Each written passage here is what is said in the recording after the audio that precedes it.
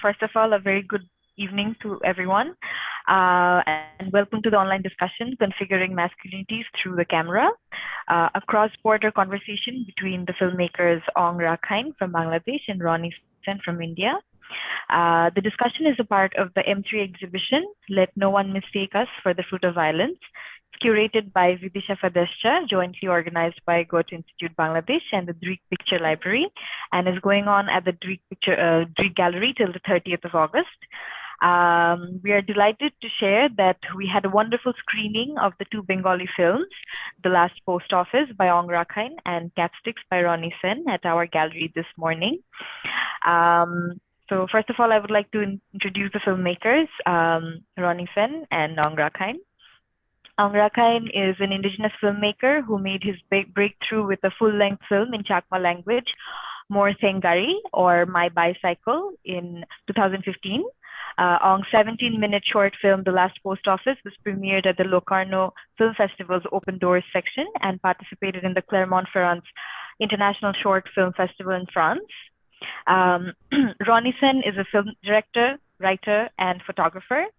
In 2016, his photographs of Jaria won the Getty Images Instagram grant and were exhibited in the Netherlands and in New York. He has published the work under the title End of Time 2017 with Nazar Monographs. He's also a filmmaker. His first feature film, Capsticks, released in 2019, and it received an honorable mention at the Grand Jury Prize for Best Narrative Feature at the 2019 Slam Dance Film Festival. So without further ado, I would dive into the questions for our discussion. So first of all, welcome. And I would like to ask both the filmmakers to share about your individual film journeys. First of all, আমি বাংলা ইংরেজি দুটোতেই বলি কারণ আরো অনেক audience হয়তো শুনবে for me any screening in Dhaka is extremely special because before partition we were all, my grandparents were born in Kumilla, so it's extremely sad that we need a visa now to go to Bangladesh, and I'm sure it's the same for people in Bangladesh also. And I mean, I recently, there was some conversation about partition because this is 75 years of India's independence, and the whole world is interested in, knowing India's history and the whole freedom movement, this, that, the other, and what we have achieved in 75 years and so on. And when they want, and these are, mostly international editors and publishers and mostly people in the US and Europe. And it's very difficult for them to really understand. And whenever they say India's partition, I remember, this conversation I was having last week, and I said that, see, India, the partition never happened to India. Indians don't know what partition means. Partition happened to Bengal and Punjab. I don't know what India lost, but Bengal and Punjab, we lost everything. So always, whenever there is something in Dhaka, it's not only exciting, it's a very emotional thing for many of us, and obviously for me. So many thanks for showing the film. I've been receiving messages today from friends and colleagues in Dhaka. My journey as a filmmaker was not planned. I was always a photographer for the last 15 years. And I was interested in making videos, and that's when some of my friends got interested. And they said that, if you would want to make a film and if there is any story you have in mind. And this was 2017, end of 2017. And I thought that, let's, try and do something. And when I was growing up in Salt Lake in Calcutta in the 90s and early 2000s, there was a lot of different things happening all around me, and there were a lot of junkies around me. You know, people listening to music, people doing a lot of drugs, and we lost some of them. Uh, some survived, some are still using.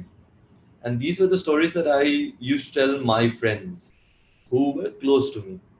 And they were somehow fascinated by these stories, not only about these individual narratives of people, but also the atmosphere and also the whole sort of uh, the whole environment in which they lived and the kind of environment they built. So that was fascinating, and the film is just a small attempt at giving some sense, some meaning uh, to their life. Because in literature, in music, in other art forms, their stories are not there. And I think, even from a very ethnographic point of view, telling their stories, uh, it was important. It was a duty. So that's how it began, and then I fell in love with cinema. Ong had a earlier sort of engagement with film. I'm very new to this.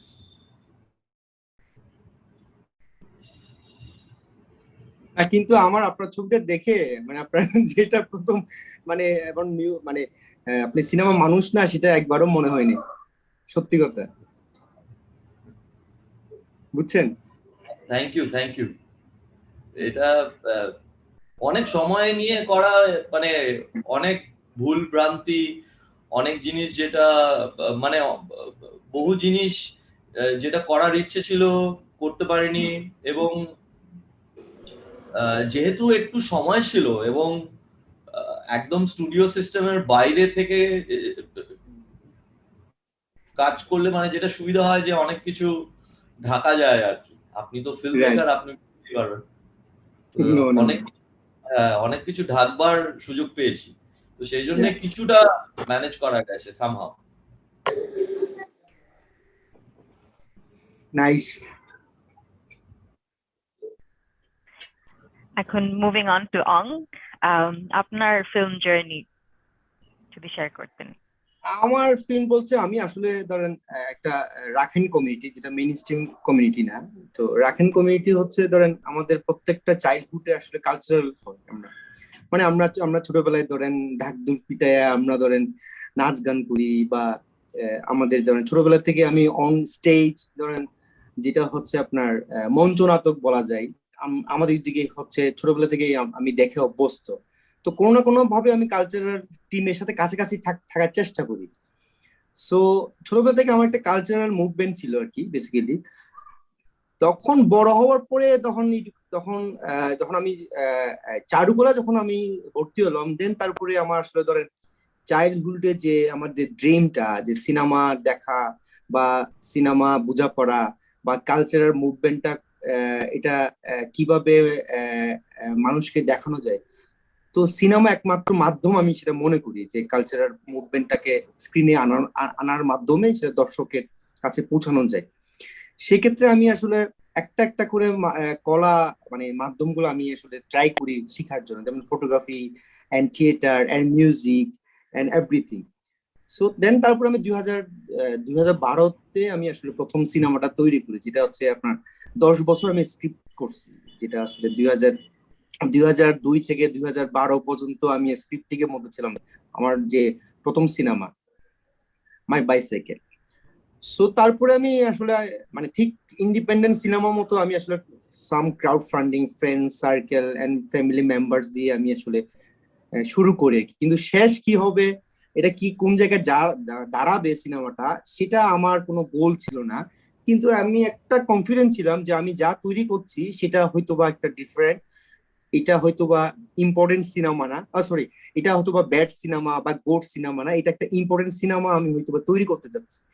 সেটা successfully কত মানে কিরকম হবে সেটা আমি জানি না, কিন্তু কনফিডেন্স ছিল এটা হয়তোবা অন্য ফিল্ম মেকার বা দর্শককে হয়তোবা এক ধরনের ইন্সপিরেশন করবে বা নতুন একটা লুক তৈরি করবে। সো আমার প্রথম সিনেমাটা এভাবেই জার্নি হয়। তারপরে আমি অনেকদিন পরে 2018-তে সেকেন্ড সিনেমাটা বানাই।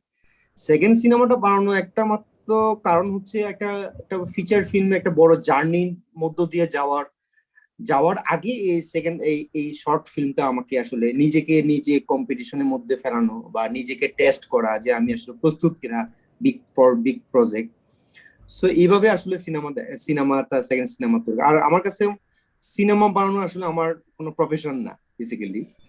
সো ধরেন আমার আমার প্রফেশন অন্য কিছু প্রফেশন আছে। আমি এজ এ এক্সিকিউটিভ প্রডিউসার হিসাবে বিভিন্ন সিনেমা কাজ করি, এটা আমার প্রফেশন। আর আমি ডিপি হিসাবে কাজ করি, যে সিনেমাটোগ্রাফার হিসাবে কিছু কিছু কাজ করি। কিন্তু সিনেমা বানানো হচ্ছে আমার কাছে মনে হয় কমিটমেন্ট এন্ড রেসপন্সিবিলিটি। আমার এটাই আমার আসলে সিনেমা মেকিং এ আমার মেইন টুলস, যে রেসপন্সিবিলিটি এন্ড কমিটমেন্ট। তো নেক্সট সিনেমাগুলো কিন্তু এরকমই, যে কমিটমেন্টের জায়গা থেকে এবং রেসপন্সিবিলিটির জায়গা থেকে আমি আসলে সিনেমা বানাই। এইটা হচ্ছে আমার সিনেমার জার্নি বলা যায়।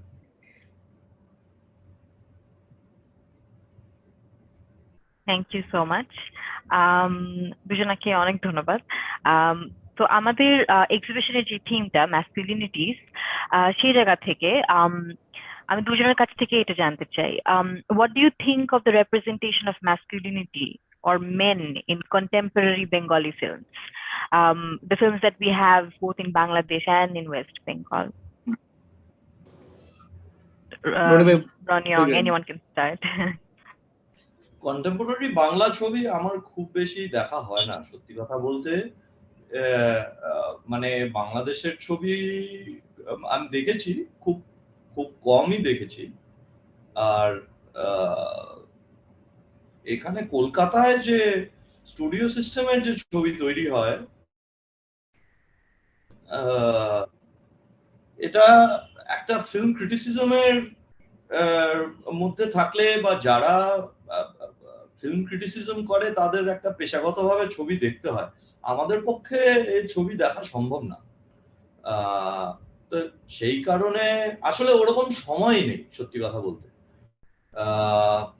এক্সাইটিং কিছু হলে দেখার চেষ্টা করি, কিন্তু সেরকম এক্সাইটিং কাজকর্ম এখন কন্টেম্পোরারি ছবিতে হচ্ছে বলে আমার মনে হয় না। স্টুডিও সিস্টেমের বাইরে প্রচুর ইন্ডিপেন্ডেন্ট ছবি যারা করছে সেখানে কোনো সমস্যা আছে বলে আমার মনে হয় না। কিন্তু বাংলা ছবি ও বাংলা ছবির বাইরে মেইন স্ট্রিম ছবিতে যে ধরনের পলিটিক্স, যে ধরনের পোর্ট্রেল আমরা দেখি, সেটা প্রচন্ড, মানে it's very reflective of the kind of larger problems that we face as a whole, as a society. সেটা আমাদের দৈনন্দিন জীবনে আমরা যা দেখি, আমাদের পলিটিক্যাল রিপ্রেজেন্টেশন আমরা যেরকম দেখি, আমাদের বিভিন্ন অফিসে, বাসে, ট্রামে, সব জায়গায় আমরা যা দেখি, সিনেমাতেও তাই দেখি। এর বাইরে যে আমরা খুব একটা কিছু দেখতে পাই মেইন স্ট্রিম ছবিতে, এমনটা নয়। অতএব এখানে একটা অদ্ভুত একটা টক্সিক এনভায়রনমেন্টের মধ্যেই সব ঘটনা ঘটে। এবং এই কিছুদিন আগেই, মানে এখন তো ওটিটি আসার পরে একটা বিরাট ক্রাইসিসের মধ্যে দিয়ে থিয়েট্রিক্যাল যে থিয়েটার গুলো বা বড় সিনেমা হল গুলো বা মাল্টিপ্লেক্স গুলো যখন তৈরি হলো, তখন সবাই ভেবেছিল যে মিডল ক্লাসের একটা বাইং পাওয়ার আছে এবং আমার 40 টাকা খরচ করে যে লোকটা সিনেমা দেখতে যাচ্ছে, আমার 40 টাকার লোকের কোনো প্রয়োজন নেই, আমি একটা টিকিট 400 টাকা করে দিলাম এবং 10টা টিকিট একজন গরিব লোক, 10 জন গরিব লোক টিকিট কেটে যে ছবি দেখবে, সেটা একজন আপার মিডল ক্লাস একটা লোক সেই টিকিট কিনে সিনেমা হলে যাবে। কিন্তু এবার যেটা হয়েছে ঘটনা, যে লোকটা 400 টাকায় টিকিট কাটবে বলে আপনি 10 জন গরিব লোককে সিনেমা হলের বাইরে করে দিলেন, তারা এখন বিভিন্ন ধরনের সাবস্ক্রিপশন তাদের কাছে আছে বিভিন্ন ওটিটি প্ল্যাটফর্মে, এবং তারা আর সিনেমা হলে যাচ্ছে না। অতএব যেটা হয়েছে যে একটা বিশাল বড় একটা ক্রাইসিস তৈরি হয়েছে, এবং এই ক্রাইসিসের মধ্যেও আমরা দেখেছি ভারতবর্ষে একটি ছবি কবির খান বলে, কবির সিং, এটা কবির সিংই বোধহয় মোস্ট প্রবাবলি, যাই হোক, এবার এটা একটা সাউথ ইন্ডিয়ান ছবির একটা রিমেক একদম করেছে বলিউডে, তো হিন্দিতে ছবিটি হয়েছে পরে। তো মানে ভীষণ টক্সিক একটা ছবি আর কি। হিন্দি ছবি বা বাংলা ছবি বলে ব্যাপার না, মেন স্ট্রিম ছবিতে আপনি দেখবেন যে একটা ছেলে একটা মেয়েকে রাস্তায় দাঁড়িয়ে টিটকিরি কাটছে, ইত্যাদি করছে, তার একটা সেলিব্রেশন আছে। There is a certain macho-ness, there is a certain kind of a celebration which happens around it. এবং এখন তাও এই নিয়ে কথা হয় 80-র দশকে বা 90-এর দশকে কোনো একজনকে অন স্ক্রিন কারোর সাথে কেউ জবরদস্তি করলেও সেটা নিয়ে একটা ছবিতে যে স্ক্রিন প্লে আমরা যখন দেখছি তখন দেখছি যে এই নিয়ে এর একটা ওয়াইডার অ্যাকসেপ্টেন্স আছে। আইদার সেটাকে এইভাবে দেখানো হচ্ছে যে মেয়েটি এরকম চায়, ইত্যাদি ইত্যাদি। তো আমরা তো এই দেখেই বড় হয়েছি, এই ধরনের সিনেমা দেখেই বড় হয়েছি। তো এবার বিষয়টা হচ্ছে যে এটাকে কি করে চ্যালেঞ্জ করা যায় তার কোনো উত্তর আমার কাছে নেই, কারণ আমরা একই ধরনের আমাদের যে পলিটিক্যাল রিপ্রেজেন্টেশন, সেটা পার্লামেন্টের ভেতরে হোক পার্লামেন্টের বাইরে হোক, সেখানেও আমরা একই জিনিস দেখি। ওর বাইরে আমরা খুব একটা কিছু দেখি না। যতই যে যাই বলুক, এখনো কয়েকটা আইন আছে বলে কিছু রিজার্ভেশন আছে ইত্যাদি, সেগুলোর জন্য বাধ্য হয়ে লোককে কিছু জিনিস করতে হয়, কিন্তু তার বাইরে কিন্তু ওই it's a very masculine world that we live in. এবং আমাদের এই আলোচনাগুলো একটা বাবলের মধ্যে, আমাদের এই আলোচনাগুলো দিয়ে কোনো লাভ হবে বলে আমার একেবারেই মনে হয় না, কারণ এই আমাদের দর্শকও এরকম দর্শক যাদের পেটে ভাত আছে, যাদের থাকার ঘর আছে, যাদের বাড়িতে এসি আছে, ফ্যান আছে, তারা এগুলো সবই জানে।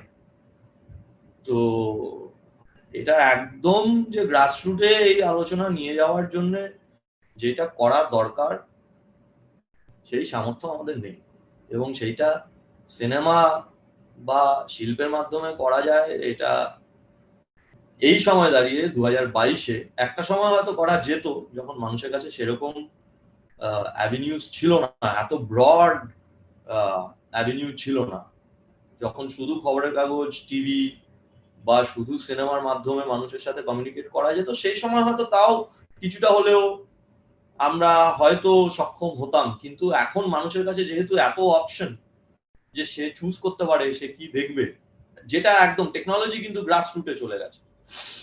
টেকনোলজি প্রত্যেক কটা মানুষের বাড়িতে ভাত না থাক ফোন এবং মোবাইল কানেকশন এবং ইন্টারনেট আছে, খুব অল্প পয়সায় আছে। এবং এই ধরনের টেকনোলজিক্যাল অ্যাডভান্সমেন্ট ভীষণ, মানে যেখানে ডানপন্থী রাজনীতি যখন মাথাচাড়া দিয়ে ওঠে, তার সাথে কিন্তু টেকনোলজিও মানুষের একদম কাছে কিন্তু পৌঁছয়। মানে আমরা যেই দেখছি যে আমাদের ভারতবর্ষে হোক বাংলাদেশে হোক, একটা মানে মানুষ ধর্মের ভিত্তিতে অনেক বেশি পোলারাইজড হচ্ছে ইত্যাদি, এবং মানুষ, আমাদের পলিটিক্যাল ক্লাস যত বেশি ধর্মের কথা বলছে, এটা কিন্তু নয় যে তারা সায়েন্স বিরোধী। সায়েন্স বিরোধী মানে তারা সায়েন্টিফিক টেম্পারামেন্টের বিরোধী, তারা কিন্তু ফাইটার প্লেন, হ্যাঁ, ট্যাঙ্ক, ড্রোন দিয়ে কি করে মানুষ মারা যায় এর বিরোধী কিন্তু তারা নন। অতএব এইখানে অনেক কঠিন, মানুষের কাছে পৌঁছানোটা অনেক বেশি কঠিন।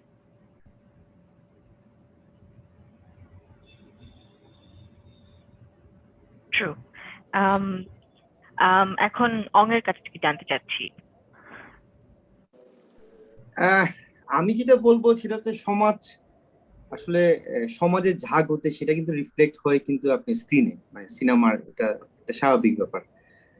কিন্তু সমসাময়িক কিন্তু ধরেন আমরা কিন্তু এর বাইরে এখন পর্যন্ত যেতে পারিনি। রিসেন্টলি আমার মানে ইন্ডাস্ট্রির কিছু ছবি দেখার সুযোগ হয়েছে, সেখানেও ধরেন পুরুষতান্ত্রিক যেরকম পাওয়ার বা সবকিছু, হ্যাঁ এটা সেম আছে এখনো পর্যন্ত। মানে আমি এখনো পর্যন্ত খুবই ধরেন এটা ছাড়া খুবই কম মানে আমার মনে পড়ে আর কি যে এসব মানে এরকম ছবির এরকম এই এই এই পুরুষতান্ত্রিকের বাইরে বা পুরুষকে হিরোইজম দেখাইতে হবে, মাসেলওয়ালা দেখাইতে হবে, বা নারীরা মানে মাসেলওয়ালা না বা সব সময় সব সময় হচ্ছে নির্যাতিত। এটা রেগুলার একটা আমি বললাম না একটা সমাজের একটা হচ্ছে ইম্প্যাক্ট, সমাজের রিফ্লেকশন হচ্ছে স্ক্রিনে স্বাভাবিকভাবে আসে। কিন্তু খুবই টাফ। রনি ভাই যেটা বললো যে খুবই টাফ যে এই যে আমরা যে কথা বলতেছি এটা আসলে ধরেন মানে মানে কয়েকজন আমরা আসলে কনসার্ন হচ্ছি, কিন্তু আমাদের হাত মানে করা কিছু নেই। কিন্তু বাস্তবে কিন্তু পুরো ওয়ার্ল্ডে কিন্তু এটাই হচ্ছে পাওয়ার প্লে এর একটা ঘটনা আর কি। এটা ধরে জিও পলিটিক্স একটা পার্ট, আর জিও পলিটিক্সের সাথে সাথে লোকাল পলিটিক্স একটা পার্ট। আর আমাদের দেশে এই ক্ষেত্রে কিন্তু আরো বেশি যে যেখানে আসলে ধরেন নারীরা এই রাস্তায় সব সময় প্রতিনিয়ত ধরেন পুরুষের পুরুষের কাছ থেকে প্রতিনিয়ত ধরেন সমস্ত খারাপ খারাপ খারাপ বিয়ার পাচ্ছি।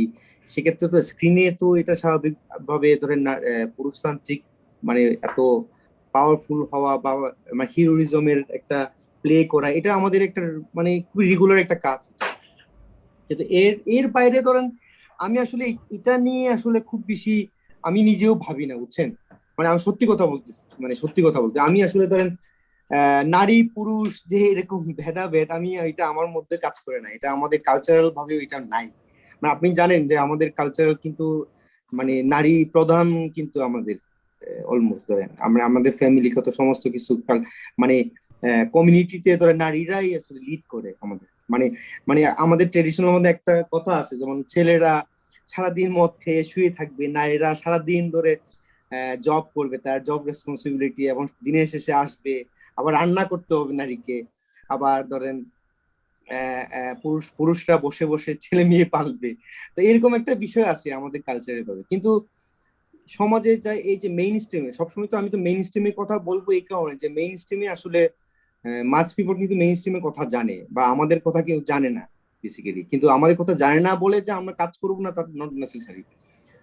তো ধরেন আমার কাছে এটা মানে অনেক কিছু ধরেন একটু ব্লার মানে বিষয়গুলো না আমার কাছে খুবই একটা অ্যাবসার্টের মনে হয় যে ব্লার বিষয়টা। কিন্তু এই বিষয় এই এই ক্ষুদ্র বিষয় নিয়ে বা এটা মেসিভ লেভেলের বিষয়টা আমরা খুব ছোট আকারে ভাবি বা কথা বলি, কিন্তু এটা তো আসলে ধরেন ওভারঅল সবার মানে সবার মনোযোগী দরকার আমার কাছে মনে হয় আর কি। নইলে কিন্তু আপনি চেঞ্জ তো আনতে পারবেন না। ক্ষুদ্র হয়তো বা এক এক দুইজনের ফিল্ম মেকার হয়তো বা স্ক্রিনে আসতে পারে, গল্পই আসতে পারে, কিন্তু এটা বেশিরভাগ মানুষের ক্ষেত্রে কিন্তু এটা প্রযোজ্য না আমার কাছে মনে হয় আর কি। তো এই বিষয়ে আমি আসলে কনসার্ন না।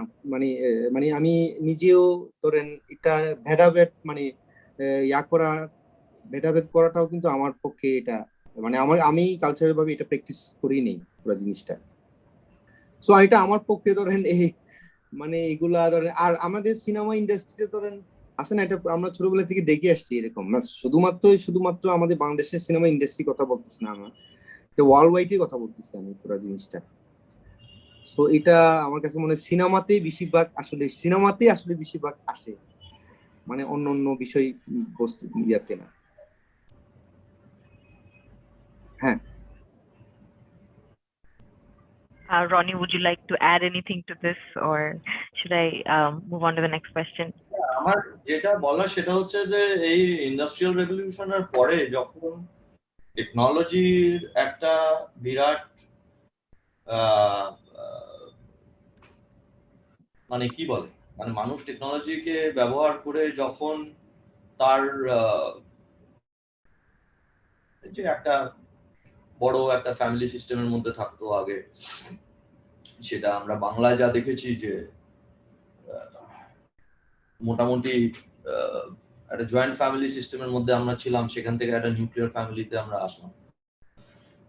এবং এই যে ওয়েস্টার্ন এডুকেশন এবং ওয়েস্টার্ন এডুকেশনের যে লিবারাল ভ্যালু সিস্টেম বলুন ইত্যাদি, আমরা স্কুলের বইতে যা পড়েছি সবই, এবং সামহাও এখন যেটা মানে আমাদের যেটা মানে ভাবা উচিত সেটা হচ্ছে যে সারা পৃথিবী জুড়ে লিবারাল ভ্যালু সিস্টেম কিন্তু কমপ্লিটলি ফেল করেছে। কারণ এবং তার উত্তর রাইট উইং পলিটিক্স হতে হবে এমনটা নয়, কিন্তু কোনো না কোনো ভাবে ডানপন্থী রাজনীতি, ডানপন্থী চিন্তা ভাবনা মানুষকে এই জিনিসটা বোঝাতে পেরেছে যে লিবারাল এলিট কালচার বা এডুকেশন সিস্টেম, তার পার্লামেন্টারি সিস্টেম একদম যে সর্বহারা তাকে কিছুই দিতে পারে, এটা তারা বোঝাতে পেরেছে মোস্টলি। সেটা বাংলাদেশ, সেটা ভারতবর্ষ আপনি যদি দেখেন তাহলে দেখবেন যে যারা যাদের কাছে কিছু নেই, একদম গরিব আদিবাসী মানুষ, তাদেরকে যদি গিয়ে জিজ্ঞেস করেন যে এই লিবারাল ভ্যালু সিস্টেম, এই মডার্ন এডুকেশন তাদেরকে কি দিয়েছে, এর কিন্তু কোনো উত্তর অ্যাজ সাচ কিন্তু নেই। আমেরিকা এত বছর অ্যাজ এ ফ্রি নেশন আমরা ভাবি, পৃথিবীর সবাই আমেরিকা গিয়ে থাকতে চায়। দ্য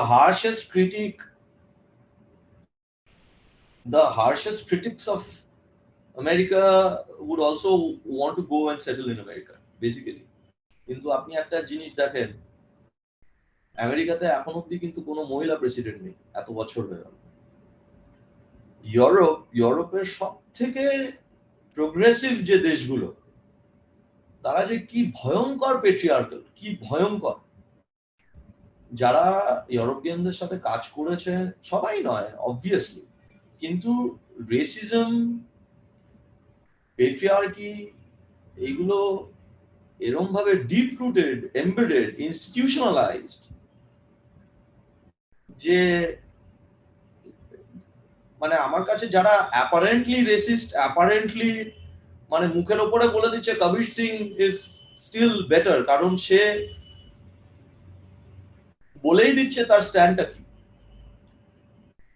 প্রবলেমটা হচ্ছে যেখানে জিনিসপত্র অ্যাপারেন্টলি মনে হয় প্রোগ্রেসিভ, অ্যাপারেন্টলি মনে হয় লিবারাল, প্রোগ্রেসিভ, ডেমোক্রেটিক, কিন্তু আসলে বিষয়টা একেবারেই সেরকম নয়। এবং তার সুযোগ নিয়ে যেটা রিঅ্যাকশনারি ফোর্সেসরা তার সুযোগ নিয়ে যেটা করে, যেহেতু মডার্নিটি সবার কাছে পৌঁছতে পারেনি তার ভালো দিকগুলো নিয়ে, তার জন্য যেটা হয়েছে যে রিঅ্যাকশনারি ফোর্সেস যারা, ফান্ডামেন্টাল ফোর্সেস যারা, তারা একদম গরিব মানুষের কাছে গিয়ে বলছে যে দেখো ভাই, ধর্ম ছাড়া তোমার কিছু নেই। ওই জন্য যত সাবঅল্টার্ন পেগান যে আমাদের দেবী দেবতা যারা ছিলেন, সেইগুলোকে কোঅপ্ট করার একটা, তাদেরকে গ্রাস করার একটা টেন্ডেন্সি আমরা গত 15 বছর 20 বছর ধরে দেখছি। অং যে কথাটা বললো যে একটা মানে ও যে কমিউনিটিতে থেকেছে সেখানে একদমই পুরুষতান্ত্রিক ব্যবস্থা নেই এবং মহিলাদের হাতে কন্ট্রোল ইত্যাদি। বাংলাতেও এখানে মানে এপার বাংলাতেও আপনি যদি দেখেন তাহলে দেখবেন যে মানে ফেমিনিন যে ভগবান যারা যারা এখানে ওয়াইডলি সেলিব্রেটেড ইত্যাদি, যেরকম কালী, তাদেরকে রিডিফাইন করার একটা চেষ্টা, তাদেরকে ইন্ট্রোডিউস করার একটা চেষ্টা, বা এখানেও যখন কোনো মানে একটা ধর্ম যখন বলার চেষ্টা করছে যে সবাই আসলে আমার ধর্মেরই লোক, সেখানে সে যাকে ভগবান হিসেবে মানছে সে কে এবং কেন, এই জিনিস আমার দেশে এখনো ভারতবর্ষের লোক তার কাছে কোনো অপশন নেই। কারণ ওকে তো বলছে যে দেখো এই ইংরেজি এডুকেশন সিস্টেম, এই পার্লামেন্টারি ডেমোক্রেসি তোমাকে তো কিছুই দেয়নি। তো আমরা এক অদ্ভুত অদ্ভুত এক কন্ট্রাডিকশনের মধ্যে আর কি আছি এখন।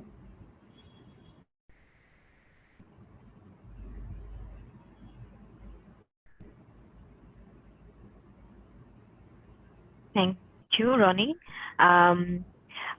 Now moving on to Ong. আপনি অলরেডি বলেছেন, এটা শেয়ার করেছেন যে আপনি এভাবে ভাবেন না যে নারী পুরুষ ভেদাভেদ। তো সেক্ষেত্রে আমাদের নর্মালি যে মেইন স্ট্রিম বাংলা সিনেমাগুলো হয়, সেখানে যে ম্যাসকুলিনিটির যে পোর্ট্রেয়াল, সেটা থেকে মানে সেই জায়গা থেকে আপনার যে ফিল্মগুলো হয় সেখানে as an indigenous film maker আপনার রেপ্রেজেন্টেশনটা কিরকম হয়? আপনার দ্য লাস্ট পোস্ট অফিসে we have seen two mail characters. তো এখানে আপনি কি কনসিয়াসলি মেল ক্যারেক্টার ইউজ করেছেন, বা ম্যাসকুলিনিটি নিয়ে এই রেপ্রেজেন্টেশন আপনার ফিল্মসে সেই পোর্ট্রেয়ালটা কিরকম? না, আমার হ্যাঁ, পুরো প্রথমে বলি, আমার ছবিটা আসলে ধরেন দুইজন মেইলের, হ্যাঁ এটা আমাদের মাস্টার প্ল্যান ছিল, কিন্তু ধরেন পুরো সিনেমাটা হচ্ছে কিন্তু ব্যাকগ্রাউন্ডে একটা পলিটিক্যাল পয়েন্ট অফ ভিউ আছে, হয়তোবা এটা খুব কম মানুষে এটা বুঝতে পারছে। আমি এটা আমার হয়তোবা ব্যর্থতা হইতে পারে। সো জাস্ট জাস্ট হচ্ছে আপনার সিম্বলিক হিসাবে হয়তোবা আমরা মানে এলজিবিটি বলা যায় সিনেমাটা, কিন্তু এলজিবিটির বাইরে ব্যাকগ্রাউন্ডে কিন্তু এটা কিন্তু মিসিং স্টোরি বেসিক্যালি। মানে সমসাময়িক যে বাংলাদেশের যে মানে এখন আমরা কথা শুনে যাচ্ছি যে মিসিং স্টোরি, হ্যাঁ, সো লাইক এইটাই কিন্তু আমাদের আমাদের মূল কথা ছিল হচ্ছে মিসিং স্টোরি। কিন্তু এটার মাঝখানে হয়তো আমাদের দুইটা ক্যারেক্টার আমরা জাস্ট প্লে করাইছি। তো এটা এর বাইরে কিন্তু পুরো ব্যাকগ্রাউন্ডটা স্টোরি কিন্তু এটা আলাদা স্টোরি। এটা হয়তোবা আমি এখন এই মানে আমি কিন্তু খুব ওপেনলি বলি না, কিন্তু আপনাদেরকে এটা আমি বললাম যে হ্যাঁ, খুবই কনসিয়াসলি ভাবে আমরা এই দুটো ক্যারেক্টারই আসলে খুব সাইলেন্টলি ভাবে আমরা আসলে জার্নির মধ্য দিয়ে যাচ্ছে বা ঘটাচ্ছি, কিন্তু এর বাইরে ব্যাকগ্রাউন্ডের হচ্ছে অন্য একটা পয়েন্ট অফ ভিউ আছে, যে যেটা মানে আমাদের খুব কনসিয়াসলি ভাবে আমাদের ডিজাইনের মধ্যে একটা পার্ট, মানে ডিজাইনের মধ্যে পার্ট ছিল যে মানে টু মেল না, এখানে থ্রি মেলকে মানে কিন্তু তিনজন কিন্তু ছেলে। সো একটা তো মিস্টিরিয়াস গাই আর কি। তো হ্যাঁ, এটা কনসিয়াসলি ভাবে আমরা করছি। এটা এটা এমন না যে এটা মানে আমরা প্রথমে প্রথমে আসলে ধরেন মানে কোন একটা গল্প গল্প চুজ করতে হবে, গল্পের ভিতরে আমরা আসলে যার বলার সেটা বলতে হবে। সো গল্পটা আসলে ধরেন আসলে ছেলে কেন্দ্রিক, আমরা আসলে আমরা আমরা এটা কনসিয়াসলি ভাবে আমরা চুজ করছি ওই জিনিসটা। জি। Thank you, Ang. Now, moving on to Ronnie. So your film Cat Sticks portrays a collective suffering through many individual narratives of underrepresented communities in the society, the untold stories of drug addicts. From that point of view, do you think there is a relationship between masculinity and addiction, and how society associates one with the other? I mean, there is no direct relationship between masculinity and addiction. There cannot be, but there are obviously indirect relationships like masculinity has with any other thing. You know, inherently, addiction or substance abuse is a biological condition primarily.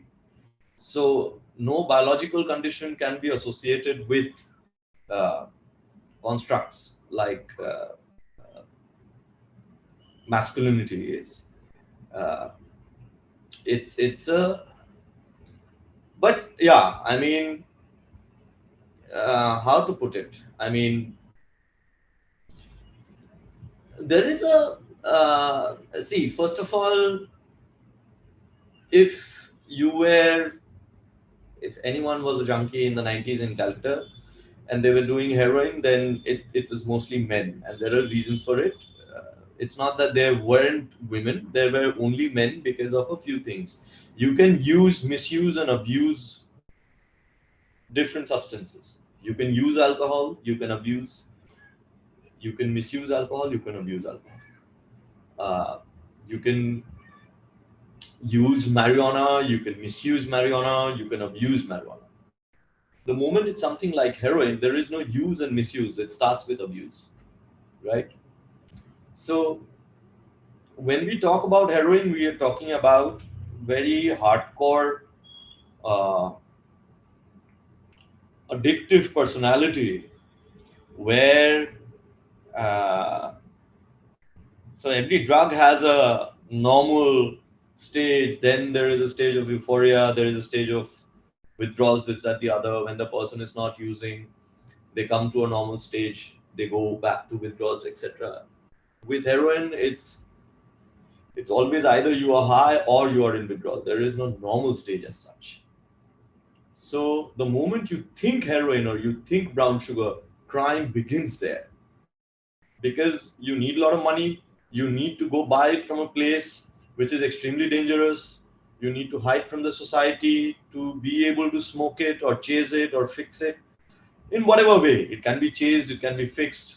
Uh, uh, so there has to be some kind of a criminality inbuilt in your personality in order to be a heroin addict in the first place. Because if I say that someone is a heroin addict or a brown sugar addict, then I would presume the person is using heroin for at least 3 to 4 years. So in order to use this substance for 3 to 4 years means that the person has to go through a series of criminal activities on an everyday level, especially if you are living in the subcontinent. If you're living in a Scandinavian country where the government is giving you heroin when you are in withdrawals free of cost, then we are not talking about any kind of criminality.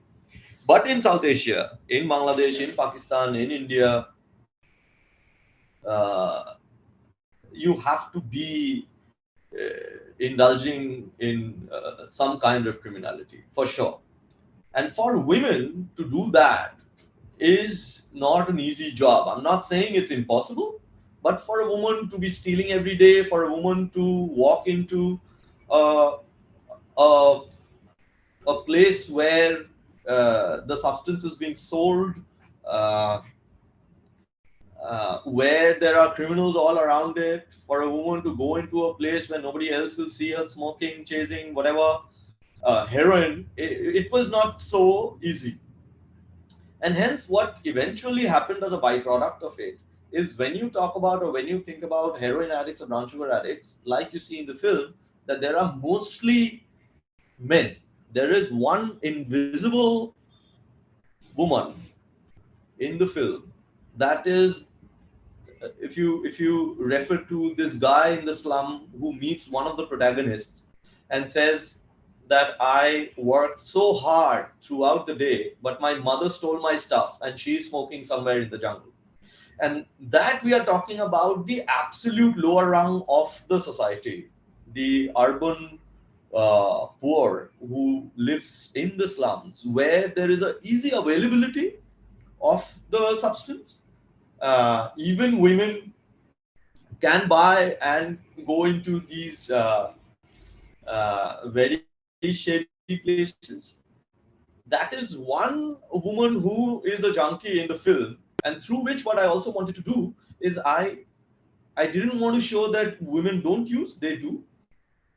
But at the same time, I also wanted to question motherhood in a way where we are made to believe that the love of a mother is absolutely unconditional, that a mother loves the child without any condition, without, it's an unconditional love. But here you have a mother in the film as a fictitious character who steals stuff from her son because she is in withdrawals. So what you're trying to achieve end of the day is you are saying that even a mother's love is smaller than the desire to use for an addict. So the desire to use for an addict is more than the power of the love for a child or the desire to live in this world, right?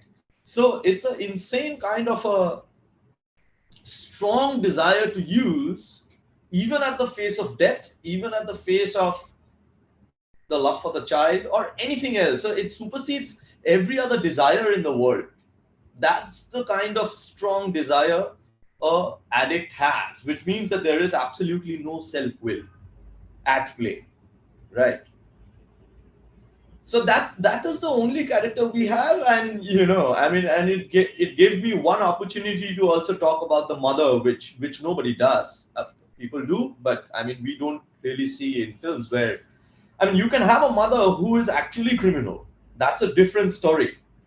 But a mother who has a habit of a certain kind, of a condition, and that we are not saying that she has no feeling for the child. She has, but just because she is junkie, her desire to use is so individual and so powerful and so profound that it eats up every other desire that a mother can have.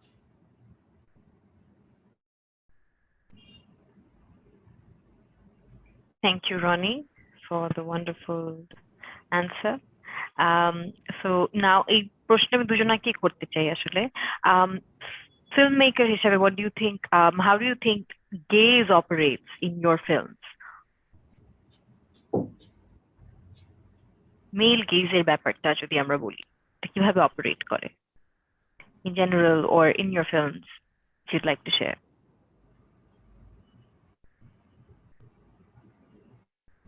অং ভাই বলবেন? না আমি আরেকবার একটু বলেন তো, আমি বুঝতে পারিনি, সরি। মেল গেজের যে ব্যাপারটা আছে, যে একজন ফিল্মমেকার যখন হিজ মেল, ওই মেল পার্সপেক্টিভ থেকে যখন ফিল্মটা বানাবে, বা একটা ফিমেল ফিল্মমেকার যখন বানাবে, there is a difference, একটা গেজের ব্যাপার চলে আসে। তো সেই জায়গা থেকে একজন ইন্ডিপেন্ডেন্ট ফিল্মমেকার হিসেবে আপনার কাছে কি মনে হয় আপনার ফিল্মে এই গেজটা কিভাবে অপারেট করে? এইটা তো আসলে মানে এক্সপিরিয়েন্সের একটা ব্যাপার আছে, যে মানে হোল লাইফের একটা এক্সপিরিয়েন্স। তো দেখেন, আমি মানে সিনেমাটা ধরেন ডিলাস পোস্ট অফিস হচ্ছে আসলে ধরেন মানে একটা গে কাপল যদি বলি আর কি, সেক্ষেত্রে তো এখন হ্যাঁ আমি কনফিডেন্টলি তো আমি গে না, ওকে। সো ধরেন আমি কেমনি কানেক্ট করি, বা খুবই স্মল, খুবই লিটল লিটল কিছু হিংস আছে এখানে, কিন্তু আমি এটা আমার আশেপাশে বা আমার সারাউন্ড বা আমি যেভাবে দেখি, এটা কিন্তু আমি খুবই আমি মানে আমার কাজের বেলা আমি খুবই নিখুঁত ভাবে আমি অবজারভেশন করি, বুঝছেন? সেটা হচ্ছে আমি রিসিভ করি, মানে এই কারণে আমি বলি সবসময়, মানে আমি তাকাই না, আমি দেখি। মানে তাকানো এবং দেখার অনেক তফাৎ আছে। সো যেকোনো কিছু আমি আসলে তাকাই না, হঠাৎ করে আমি তাকাই রয়েছে তাকাই না, আমি কিন্তু দেখি, মানে মনোযোগ আকারে দেখি। কিন্তু কিছু কিছু ক্ষেত্রে ধরেন, কিছু কিছু ক্ষেত্রে হ্যাঁ, মানে আমি একটা জিনিস বিশ্বাস করি যে আপনি যে সাবজেক্ট নিয়ে আপনি ফিল্ম বানাবেন, যে সাবজেক্ট নিয়ে আপনি কাজ করবেন, নট অনলি ফিল্ম, ফটোগ্রাফি থেকে শুরু করে আর্ট ওয়ার্ক, যত রকমের কাজ, সেক্ষেত্রে আসলে ওই সাবজেক্টে শুধু কাছাকাছি না গিয়ে আপনি আসলে ভালো কাজ, বা ভালো কাজ বলবো না আমি, মানে আপনি খুব বেশি ফুর্তি নিয়ে বা খুব বেশি আপনি প্রেজেন্ট করতে পারবেন না, মানে ফুর্তি বা কাছাকাছি যেতে পারবেন না ওই ওই ওই ওই সাবজেক্টে। তো আমার বেলা যেটা হচ্ছে সেটা হচ্ছে আমি খুবই লিটল, মানে আমার সারাউন্ডটা আমি অবজারভেশন করছি যে অ্যাটিটিউড গত ভাবে বা কিভাবে তারা খুবই ছোট ছোট, খুবই খুবই খুবই স্মল মুভমেন্ট দিয়ে বা খুবই স্মল ইশারা দিয়ে, খুবই স্মল আছে না, তো এইগুলা আমি খুবই মানে আমার মধ্যে একটা এক্সপিরিয়েন্স গ্যাদার করার চেষ্টা করি আর কি। মানে সবচেয়ে ইম্পর্টেন্ট হচ্ছে আমি যখন লোকেশন থেকে, ফাইনাল লোকেশন রেকি থেকে যখন ব্যাক করি, তখন আমার সামনে সিটে একটা কাপল বসছে, মানে খুবই ইন্টারেস্টেড, এটা গড গিফটেড মানে পুরো জিনিসটা। মানে একটা গে কাপল বসছে, সেই গে কাপলটা মানে এমন এটিটিউড করতেছে, আমার কাছে এটা খুবই ধরেন খুবই অবিশ্বাস্য। আচ্ছা আমি তো মানে এই প্রথম আমি ওদের আছে না ধরেন একটা ধরেন মেল বা ফিমেল যদি প্রেম ঘটে, ধরেন পাশের মানে দুই মানে একটা বাসে ধরেন সিটে বসে আছে, ধরেন একটু ধরেন একটু মানে ধরেন একটা মেয়েটা হয়তো বা একটু পাশের অন্য সিটে যখন চলে যায় তখন ছেলেটা হয়তো বা একটু মন খারাপ হয়। সেম এরকম আমি একটা ঘটনা দেখলাম, মানে মানে আমার পাশের সিটে এরকম কাপল গিয়ে ওরা তারপরে ওরা মনোমালিন্য হইলো, তারপরে একটু পরে দেখলাম যে আবার আসছে, আবার ছোট ছোট একটু হাসি, আবার দেখলাম যে একটা 7 আপের বোতলে দুইজন শেয়ারিং করতেছে, বা ছোট্ট একটা ওর মোবাইল দিয়ে টানাটানি করতেছে, মানে এর মোবাইল ওর মোবাইল দিয়ে টানাটানি করতেছে। তো এরকম ছোট ছোট জিনিসগুলো আমি আসলে ইয়া করি। আর আর ব্যাপারটা হচ্ছে আমার কাছে মনে হয় ছেলে মেয়ে ব্যাপার না, এটা পুরো জিনিসটা হচ্ছে ধরেন আপনি যে সাবজেক্টটা ডিল করবেন ওই সাবজেক্টটা আপনি কনসার্ন কিনা, বা আপনি কোনো ভুল দেখাচ্ছেন কিনা, অন্ততপক্ষে সেটা কাছাকাছি না হইলেও কিন্তু ভুল মানে দেখাতে পারবেন না আপনি যে কোনো একটা বিষয় নিয়ে যদি আপনি ডিল করতে পারেন। সো আমার কাছে মনে হয় যে হ্যাঁ আমি অনেক সময় দিচ্ছি আর কি, যে বিভিন্ন, কিন্তু অনেকে ভাবে যে তুমি কেমনে এলজিবিটি নিয়ে তুমি কেমনে কাজ করলা, মানে তুমি সারাউন্ডের মধ্যে ছিলে নাকি তুমি তুমি নিজেই ওদের ওদের সারাউন্ড। তো আমি বললাম আর কি যে আমি আমার কিছু এক্সপিরিয়েন্স আছে, সেটা আমার কাজের এক্সপিরিয়েন্সের মধ্য দিয়েও যাচ্ছে এবার সারাউন্ড আর কি। হ্যাঁ আমি কি ঠিক বলছি সোমাপা? থ্যাংক ইউ আপনার এক্সপিরিয়েন্স শেয়ার করার জন্য। এখন uh, um, Ronny, do you have anything to say to that or add to that? বা আপনার কাছে আপনার মতে, how do you think gays operates in films? It is inevitable, কিন্তু যেটা হয়েছে যে এই যে মেল গেজ এবং ফিমেল গেজ বা এই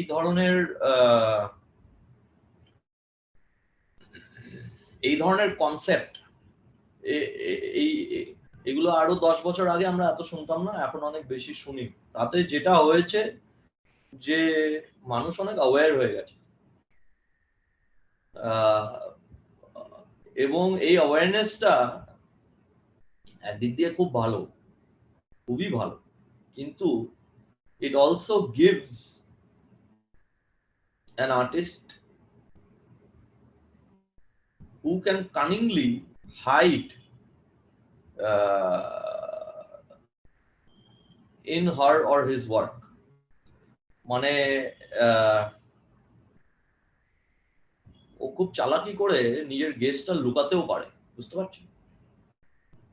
সে হয়তো নিজের অ্যাপারেন্ট সারাউন্ডিং, তার বিহেভিয়ার, সে যেরকম ভাবে কাজ করে,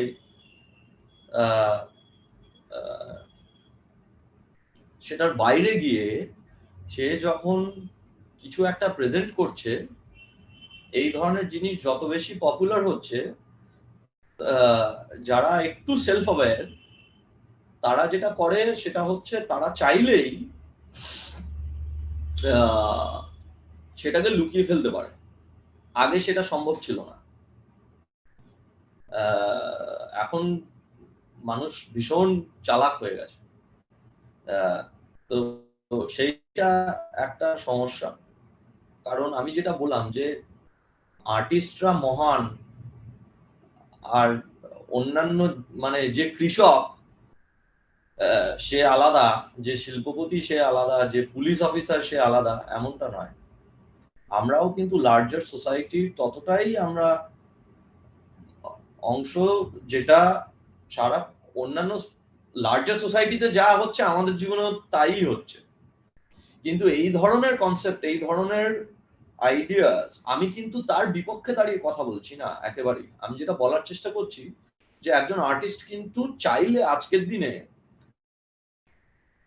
সেই জায়গাটাকে লুকিয়ে নিজের কাজটা করতে পারে। তো তার ফলে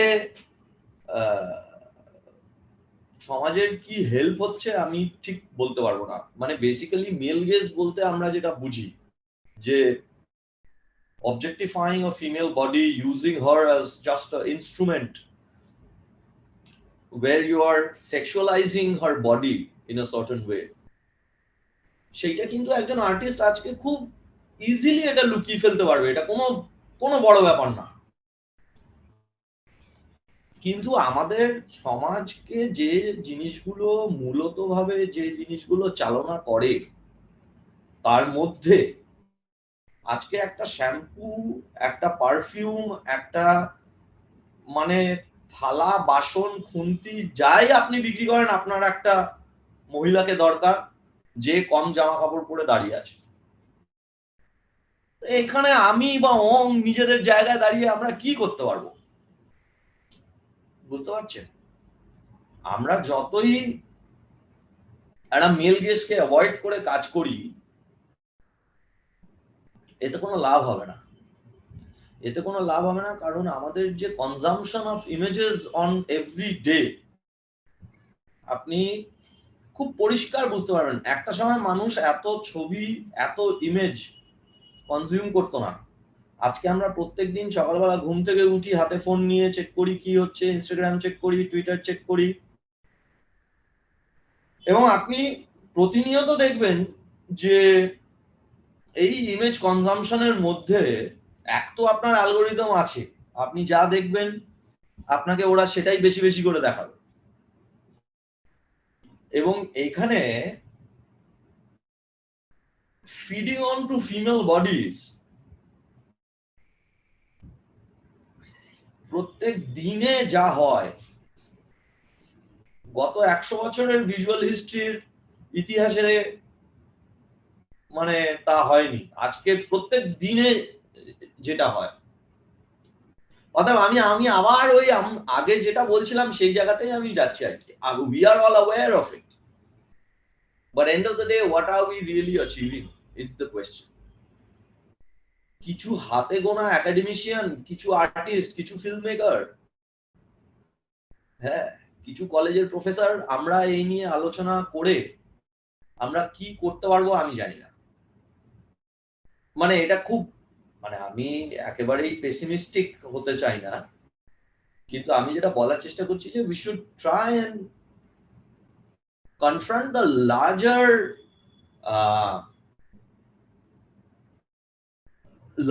wheels that run the bigger world. যে কোনো ধরনের কোনো একটা মুভমেন্ট হলে, এই আপনি দেখেন না, দেখ আইডেন্টিটি, জেন্ডার, এইগুলোকে বিগ ক্যাপিটাল খুব তাড়াতাড়ি করে কোঅপ্ট করে নেয়, খুব তাড়াতাড়ি। American multinational companies, European multinational companies, ওরা কিন্তু আইডেন্টিটি এবং জেন্ডার নিয়ে বিশাল ওরা ভোকাল, এলজিবিটি কিউ নিয়ে ওরা খুব ভোকাল, ওরা সেক্সুয়াল আইডেন্টিটি নিয়ে ভোকাল, ওরা রেস নিয়ে ভোকাল, কারণ ও একটা জুতো বিক্রি করতে পারছে একজন একটা ব্ল্যাক বাস্কেটবল সুপারস্টারকে নিয়ে, কিন্তু আপনি ক্লাস নিয়ে কথা বলতে পারবেন না।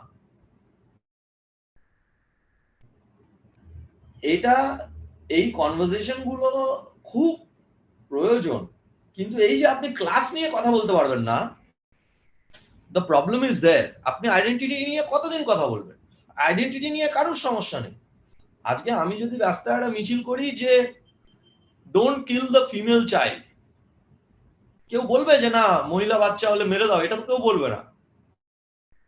তো it's a safe fight to fight, এর মধ্যে কোনো অসুবিধা নেই। কিন্তু দ্য বিগার প্রবলেম ইজ আমার এই কনভারসেশন গুলোর ফল আউট, মানে এটাতে ফাইনালি গিয়ে কার লাভ হচ্ছে? আমি বলছি না যে আলোচনাটা ভুল, আমি বলার চেষ্টা করছি যে আপনি যদি একটু লক্ষ্য করেন, বড় বড় কোম্পানিগুলো যারা জুতো বানায়, জামা কাপড় বানায়, এই ব্ল্যাক লাইভস ম্যাটারের পরে প্রত্যেক কটা বিগ কর্পোরেশন আমেরিকাতে, দে আর অল ভেরি জেন্ডার সেন্সিটিভ, তারা সবাই আইডেন্টিটি নিয়ে কথা বলছে, তারা সবাই বলছে ব্ল্যাক লাইভস ম্যাটার।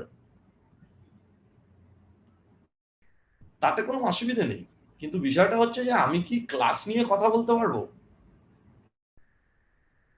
আমি কি এই কথা বলতে পারবো যে একটা কোম্পানি যে $140 বিলিয়ন যার রেভিনিউ,